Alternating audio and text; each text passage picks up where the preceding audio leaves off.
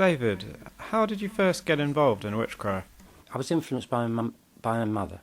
She wasn't a witch, but she was heavily involved in spiritualism. I think she used to attend a meeting in a church in Kentish Town, and also one up in Finchley at that time. I'm going back to the mid-50s, the late 50s, and I do remember that her involvement used to cause a lot of conflict between her and my father. They were always arguing about it, mainly because she'd go out and she'd come back very late at night. He was a very down-to-earth, materialistic man. He was a company director. She was the complete opposite, and she was often trying to guide me in those very early days about things more ethereal. We used to have discussions about God, nature, that sort of thing. She always used to tell me about healing. I remember once in those days, for example, if you happened to burn yourself, one of the common beliefs at that time was you used to have to put butter on it, and I did that once at school. I burnt my hand, and they made me soak it in butter, and it increased the pain of the burn. And when my mother saw it in the evening, she went mad. She washed it all off and soaked a bandage in cold water, and she said, keep that on it. And nowadays, all these years later, they've suddenly realised that the proper way to treat people with heavy burns is to submerge them in baths of cold water, because it speeds up the healing. Only a little thing, but I mean, she understood things like that, and she was trying to explain to me the powers in nature. Unfortunately, my mother died in 1959, and her death had a profound effect upon me. I was in my early teens. Her death had a profound effect upon me, and eventually I sought out, when I was a bit older, after I'd left school, I spent some time on the continent, just travelling around and working, doing odd things, picking grapes, picking pears, moving deck chairs on the beaches, that sort of thing. But when I came back to England, much to the disapproval of my father, I might hasten to add, I never needed money in those days, so that wasn't a problem. When I came back to England, I was 16, 17, I sought out friends of my mother's. One was a lady who actually, she is initiated, and she's quite well known in Ireland at this moment, and she's a white witch, and she actually writes books on witchcraft. I spent a lot of time studying under her and another lady, her name was Helen, and she was quite an elderly lady, and she taught me about a lot of things in white magic. I was actually initiated into it in 1964. I was initiated initially, well, you always are, you become what's called a first grade neophyte, which means you're accepted, you just take certain oaths, and basically those oaths they're nothing over sensational, but the reason they're kept secret, because they involve the use of certain words which are associated with certain deities, and if they got into the wrong hands, they could be they could be dangerous. That's the only reason you have to take oaths, and you just make promises not to name other people. I do appreciate it. It sounds like something out of Aleister Crowley, but you've got to remember that witchcraft is often borrows from white magic. I hasten to add, that's nothing to do with black magic or Satanism, but a lot of people, because they don't understand it, they automatically confuse it with Satanism. And basically, white witchcraft, in its proper sense, as it's supposed to be understood, as it's practiced, is just really understanding the powers in nature, understanding powers within yourself, and even then, with that understanding, learning how to utilise those powers, but you never use it to harm people. You can use it to heal, to benefit, or to influence. If that power is directed at people to harm them, then you can safely call it black magic. And that's where the confusion comes in, because magic itself is neither white nor black. It is neutral. It's a neutral force in the universe. I went through 5 initiations in the end. It took about 4 years. You take the second degree, and then you take the third degree, and when you undergo the third degree initiation, you automatically become a high priest, or in the case of a woman, high priestess. There were 2 more initiations after that, which I can't really discuss. And if you understood what they were, you'd realise why I can't discuss them, because you literally go beyond. It's learning. All I say is it's going beyond the mental realm. And as most people operate on the mental realm, it's very difficult to sort of explain something that's beyond it. You come to accept or learn about certain powers in the human psyche itself. I mean, certain manuscripts you have to read and certain incantations you have to learn. So were these documents taken from ceremonial magic? Most of the ones I saw, in fact, was given in the end, were actually handwritten. And they've been passed down for centuries, or decades at least. How many times they've actually been rewritten down for the centuries, I don't know, but they're very, very old. And what kind of things did they teach you? The secrets of astral projection, the secrets of the ethereal body, what happens to you when you're asleep. I mean, what really happens to you, where you actually go when you're asleep, which is something not many people think about. Can you tell us where that is? Well, it's highly sort of secret, Mark. Again, it's not meant to sound arrogant. But you know, another thing that you're taught about is you learn about that question on everybody's lips is what happens after death. But you're taught to more or less reverse that and say, no, wait a minute, where do you go after death? I've never asked where you were before you were born. Because you must have been somewhere, because something that doesn't exist cannot come into existence. I'm sorry, I'm not trying to get too complicated, but I'm just trying to give you a skimping idea of what is actually involved in Wicca.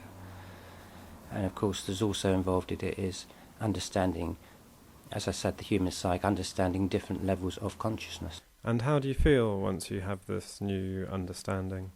It gives you an inner strength.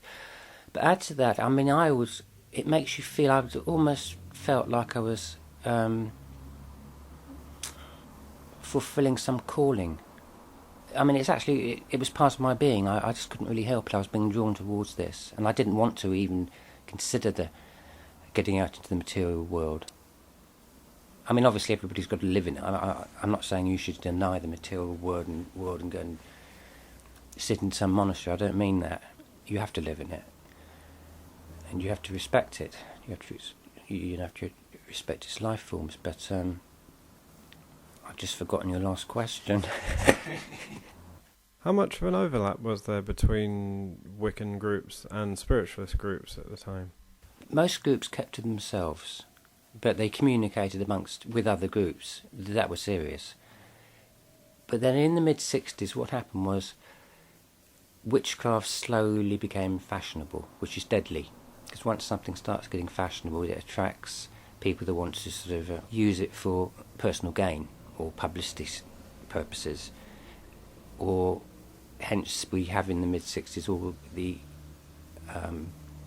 barrage of witchcraft magazines which started then, and all these stories in the Sunday papers. One I remember very well from 66, 67 was called Witchcraft, and that kept going for a good many years, and then finally turned into New Witchcraft, which I wrote some articles for.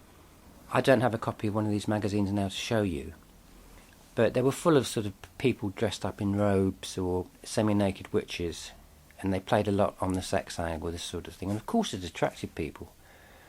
But it wasn't really the serious side of it. Right. Or should I say that the people who were attracted to it because of these magazines, because of the Sunday papers, weren't really involved in the deep side of it. So how did the more traditional groups react to the publicity? They didn't like it. Right. They absolutely shunned it. Obviously it's very tempting. I mean, if you know something's in the Sunday paper, that somebody putting curses on people and there's a half-naked witch, it's very tempting. I mean, even for me, you just got to pick it up, it's human nature, and read it. And I saw a lot of these articles at that time. But I used to look upon it as sort of superficial witchcraft. It was all based on something, but people didn't really know what it was based on. There was a serious side to it, which a lot of these groups weren't. As well as Helen's Wiccan coven, you set up your own group. What can you tell us about that? I was using my flat in Highgate to conduct other rituals that dealt with people that really wanted to get involved in the side Helen didn't approve of. Let's put it like that. Initially, at one stage, we called it the Order of the Black Moon. Black not meaning black magic, black because the new moon, as you know, is black. Indeed, it was that group that got known quite well locally in Highgate. Did you use a pre-existing system for your sex magic experiments, or did you create your own? I created my own as a matter of of the knowledge I'd acquired to become involved in the Barnet Coven. As I said, it gives you a great deal of insight. It makes you much more, what's the word? Not psychic, but shall we say, more sensitive. And that, coupled with the fact that I had access to certain rituals, I just took them a little bit further. Those particular ceremonies, incidentally, I don't conduct them anymore. I'm going back in time, but they do invoke a great deal of energy. Invoke, or even maybe equally release energy which is already dormant in people. And the sex act is just used as an avenue where the energy is released. That's all. They're not. They weren't utilised for any perverse reasons. Certainly not. I mean, I wouldn't have. If I wanted to do that, I wouldn't have needed an excuse. Especially in the 60s, you just don't need an excuse to do that. How much of an influence was Dennis Wheatley? I've never ever read one of Dennis Wheatley's books, and when I was later involved in a trial, which I'll mention briefly later, but skipping ahead, Dennis Wheatley actually was contacted by some newspaper, and he actually said that I was involved in black magic, which I never have been involved in black magic, and I actually named him on a writ because I had a libel action against the Daily Express, and I was going to get him to court and make him explain in court exactly how he came to that conclusion. But as it happened, he actually died before that case came to court in the 1980s. Tell us a little about the British Occult Society. In 1967, I founded with other people the British Psychic and Occult Society, or British Occult Society as it was then, but we had to change the name later for other reasons.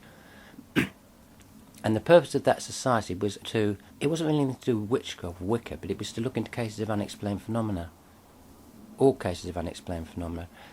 Not so much UFOs, but certainly haunted houses, haunted castles, apparitions, poltergeist activity, things people had experienced with so-called ghosts. And indeed, we used to investigate cases all over the country. Really, in those days, I was out there with other people on the field, and I experienced quite a few things. But then again, having said that, by the law of averages, I would have done, because the average person is sitting home watching television all night, then just going to bed. I mean, he's not in a position to experience these psychic things. It grew very, very quickly. It attracted musicians, doctors. One person that actually approached me in those days, who actually had a high interest in Highgate Cemetery itself, was Joe Meek, who, as you know, later shot his landlady, and he didn't even then he turned the gun on himself. Why did he come to see you? Well, he was very interested in Wicca and magic, but more magic. And he actually came to my flat, and it was adorned with sort of what people would consider, well, witchcraft symbols, if you like. We had an altar there, but it was only for the purposes of self-study. You know, candles on it. Not black candles, white candles, or red candles, or gold candles. Of course, when he actually visited me, he would have seen all this, which increased his interest. And what did he seem like to you? Well, I don't wish to speak ill of the dead, but he was a very nice person, but he did seem slightly neurotic. I had the feeling that his interest, had he got involved too seriously, it wouldn't have done him any good. He initially approached me. He'd actually approached some other groups he told me about, and he actually said that he wanted to become initiated into it. And what with one thing and another, it just didn't happen. He visited me, I think, twice, and it was the second time that I was sort of told about him. I know he wanted to communicate with spirits, that's definite. I did know he'd been to Highgate Cemetery. Drawn there by the rumours of ghosts, it was quite close to where he lived. I understand he was living in Holloway Road at that time. That's probably why he was drawn there, because the place had, in those days, it had a tremendous atmosphere. In fact, if you walked in there now, you just wouldn't be like the same place, because it's been taken over by the Friends of Highgate Cemetery. I'm not condemning them, they've done a marvellous job, but it hasn't got the same atmosphere anymore. We're talking about the western half, not the eastern half where Karl Marx is buried. That's always been fairly respectable, fairly well kept, but the old side, the old part if you like, I think it was opened in 1839. And in those days the Victorians had a tendency, well, the poorer people were actually buried underground, but the richer people, and bear in mind Highgate was quite an aloof area even in Victorian times, tended to be buried in catacombs, vaults, and of course over the years these became sort of run down and vandalised, and hence you have all the bodies and the stories of skeletons and the stories of ghosts. Graham Bond of the Graham Bond organisation, he came to see you as well, didn't he? Yes, he actually came to see me. I'm jumping ahead now to 1973. He was with another man, a very sinister looking man actually. I never knew who he was. I don't remember his name. He was told me, I was introduced only by his first name. He too came to visit me at my flat in Highgate. He actually committed suicide. I believe the verdict was suicide. Whatever event, he certainly fell under a tube train. When his body was discovered, they found he was wearing a protective white magic emblem around his neck. The reason he'd come to see me was because many years later, I was quite well known locally, and you know how rumours spread, God knows what I wasn't supposed to have done. At that time we were using Highgate Woods at night to conduct some rituals, mainly because it was secluded. In those days there was a pavilion there, but it was deserted at night, and the keepers in those days didn't used to actually live inside the wood at night. Second reason was that because in Wicca you're supposed to conduct these things at night. Not that there's anything sinister in that, but in Wicca we accept the existence of a feminine principle and a male principle. That's a male god and a female goddess. She is symbolised by the powers of nature, by the power of the moon, which obviously comes out at night. And that's the only reason, nothing sinister in it. It got around locally that we'd sacrificed a cat, which just wasn't true. Long John Baldry, who was the blues singer, who was at that time living in Muswell Hill, he'd heard the stories, and he automatically, because there'd been rumours and speculation in the local press, his cat, by coincidence, at that time had gone missing. I remember its name, it was in the paper, Stoopsy. It had wandered off, and he approached the paper was the Haunted Journal, and he accused me of sacrificing his cat because it had disappeared. I was approached by the Journal, and I just brushed it off. But maybe not to the extent of denying it enough, because my attitude in those days was if people want to believe all this nonsense, it's not my problem, they've got their own problem. And they ran a story in the local papers, quoting Baldry, saying that I'd sacrificed Stoopsy at a magical witchcraft ritual. Well, about 2 weeks later, Stoopsy turned up, completely unharmed. It had wandered off. I don't know why cats do wander off like that, but I believe they do occasionally. But anyway, the whole point is that Long John Baldry didn't even contact the Haunted Journal to say, look, my cat's come back. Subsequently, I didn't even know about it. It was only 7 years after that when I had a libel action against the paper, the Daily Express, and they called Long John Baldry as a prosecution witness under cross-examination. Well, that was by myself, because I conducted the ritual myself. I learned all those years later that his cat had returned, and I actually said to him in court, I said, well, why didn't you inform the press? He said, well, I was so pleased to have the cat back that I didn't think it was important. So that's just one example of a story that got completely out of hand. Long John Baldry, somebody sent him 2 voodoo effigies. Now, I know who that somebody was, and it wasn't myself. Actually, as a result of receiving those effigies, Baldry was convinced he was under a curse. he said that the house had a really dark, heavy atmosphere.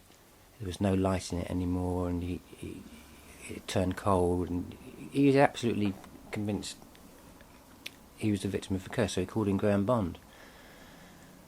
Graham Bond, that's the reason for Graham Bond's visit to me. Graham Bond came to see me, I don't know why, but, well, I do, he was warning me of the dangers of practising black magic, and I said to him, look, I do not practice black magic. And I said, there's proof of it there. I said, there's nothing black magic on that altar, for example. It was only shortly after that he committed suicide, and of course my name was then linked directly with his death, and I was not responsible for that at all. And what about Alex Saunders, the so-called King of the Witches? Did you ever meet him? No, I didn't personally, but I certainly got attacked by him. I remember they invited me on some radio programme. It could have been Radio 4. I think it was Brian Redhead, who was also dead. Everybody was dying. And they didn't tell me, but they had me there. And then Alex Saunders was on the phone, and he was condemning me on the programme, saying we weren't real witches and we couldn't raise enough power to boil an egg. He was the epitome of people that used to, what's the word, not so much commercialise witchcraft. I was approached by somebody called, his name was Jeff. He'd actually been attending Alex Saunders' meetings at his flat and at a pub they used to meet in, which I believe was opposite his flat. And he actually told me that he was so disillusioned with not just Alex Saunders, but the whole way the thing had become commercialised, and he wanted to become initiated into my group. Right. And he eventually was. So what kind of thing was going on in Highgate Cemetery at the time? Well, I should tell you that there were a serious group of people who were actually using Highgate Cemetery in those days. This was in the late 60s. Right. Indeed, not only Highgate Cemetery, I believe they were used in the one at Kensal Green. And they were actually dedicated Satanists, because we used to find the aftermath of their rituals. And indeed, I and other people, we actually took photographs of them. And they were using Highgate Cemetery on a regular basis, possibly because it was undisturbed at night. I mean, because they used to go to very secluded parts of the cemetery. And yes, but that was going on. I didn't actually find out who they were, but they certainly made themselves known to me, because when the British Psychic and Occult Society started investigating their activities, quite a few of the members, including myself, got threatening letters, and at least or two of them were signed in blood. I didn't get it analysed. I don't know if it was animal's blood or human blood, but I think they were trying to give me some sort of message, which wasn't, because by that time, late 60s, my name had been associated with the cemetery as investigating reports of a ghost that had been seen there. And how did people describe this ghost? Tall, dark figure, was supposed to have red eyes. I actually witnessed quite a few people that had actually seen it. One was an old lady. She was walking her dog past the gates of the cemetery one night. She used to do every night. She used to live just some flats at the back. And the dog started to whine. It tried to drag her back down the road. And she actually told me she'd seen a tall, dark figure with hypnotic red eyes. And I actually interviewed another person who'd seen it in the cemetery. I called him Thornton. He was an accountant. He'd just gone into Highgate Cemetery to look around. They used to close the main gate when it got dark, at dusk. And he heard the bell going, and it was being rang to warn people to leave. But he was lost. He couldn't find his way out, so he thought he'd make his way towards the sound of the bell. And he told me he actually witnessed. He sensed something behind him, and he swung around, and he witnessed the same figure, a tall, dark figure. And in the end, I decided to visit Highgate Cemetery myself. It was late 69. I went there because I lived quite near the cemetery. The idea was to try and find a logical explanation. Before undertaking any psychic investigation, I always look for a logical explanation, and quite a few times you find one. In this case at the cemetery, I thought, well, I was actually considering the possibility it could have been a large animal like a fox, because they were actually breeding in Highgate Cemetery at that time, quite a few of them. Or I thought it could have been a shadow, the moon casting a shadow through moving branches, and that had been distorted, and that was it. I didn't really know what I was looking for, but then I actually saw something myself as I passed the top gate. And I actually saw, and this is, I think it's, in my whole career, it's about the only time I actually say I really came across something that you could possibly term potent. Saw a tall figure there, and the point is that I actually thought it was real at first, meaning I thought it was human. I thought, because by this time the vampire, the ghost had been turned into a vampire, mainly because of the eyes, and it was circulating locally. It was in the local press. We picked up the stories from local pubs. I actually witnessed this figure, and I did notice there were two distinct points of light, and they were reddish, and I took it to be its eyes, and I felt I was being drained of energy, and the surrounding area had turned cold. And I soon realised that I'd seen the same thing as Thornton had seen, and I'd come under psychic attack. And just as in the case of Thornton, all of a sudden it wasn't there, and the temperature returned to normal. It's almost as if you're looking at a TV picture and you suddenly switch it off. And after that I reported back, and we launched an investigation into the history of Highgate Cemetery, and we actually learned that a tall dark figure had been seen back in Victorian era, seen disappearing mysteriously through the cemetery wall around the same point. Well, the outcome was that after we checked the cemetery's history, we decided to enter Highgate Cemetery one night and conduct a psychic seance using a psychic medium to try and make communication with whatever it was. There was myself, a lady who was a psychic medium, and other members of the BPOS, and we had psychic implements with us, obviously cameras to try and record it and things like that. And but that proposed ceremony got interrupted by the police. And what were they doing there? They were just keeping an eye on the cemetery. It wouldn't have been. I don't think it could have been tipped off because no one knew it was going to take place. They were certainly tipped off at a later date about other ceremonies, but not this time. So what happened? Were you charged? I was told by the inspector in charge, if I pleaded guilty, the case would go to the magistrate's court the next morning, and I'd get a warning for trespass. So I gave a false name deliberately because I was trying to protect myself, obviously, and other members of the BPOS. And I took him at his word that if I pleaded guilty, it would just sort of go ahead unheard. You know, just a group of trespassing in the cemetery. And when I went to court, the actual magistrate's name was Christopher Lee.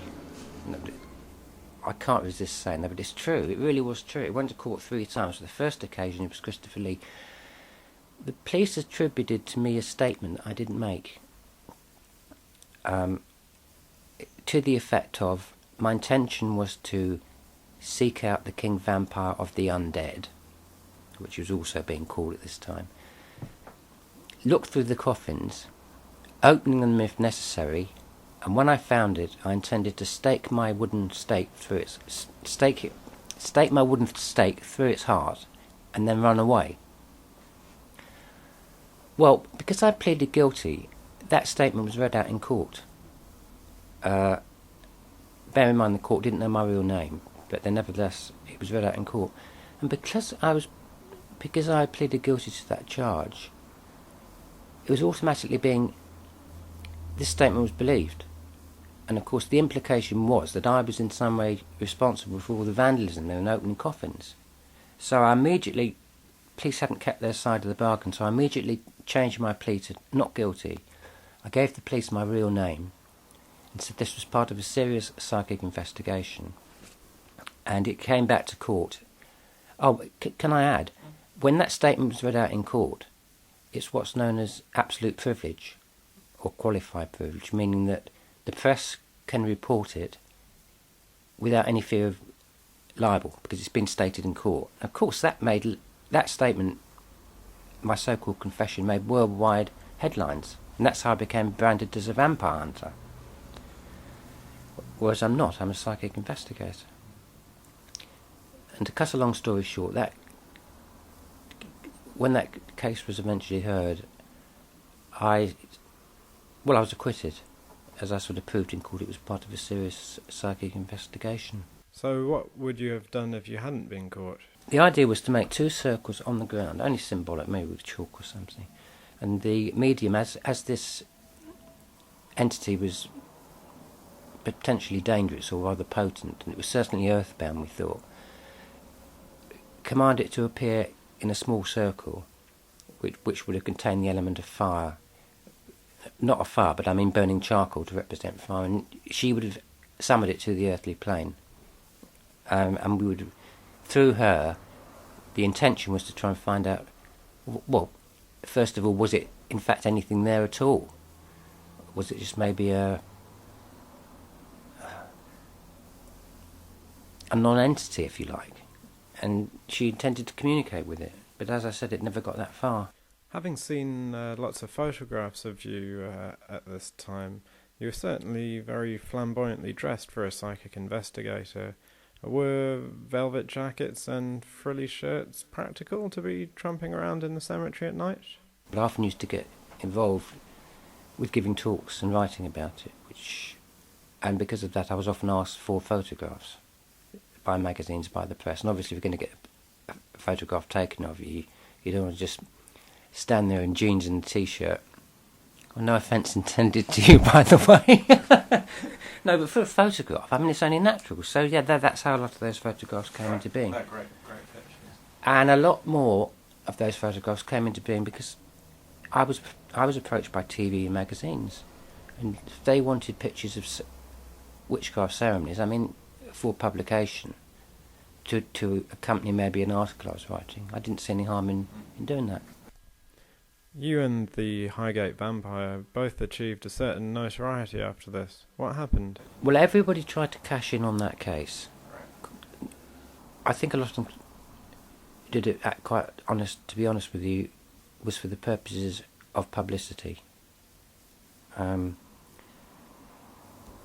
were 2 people actually arrested in Highgate Cemetery one night, and they'd heard about me in the paper, hunting a vampire, and they'd gone in there, apparently following what they wrongly believed to be my example. So my appearance in court had influenced people, but they were just released because when they actually got caught, they said, it was only for a joke.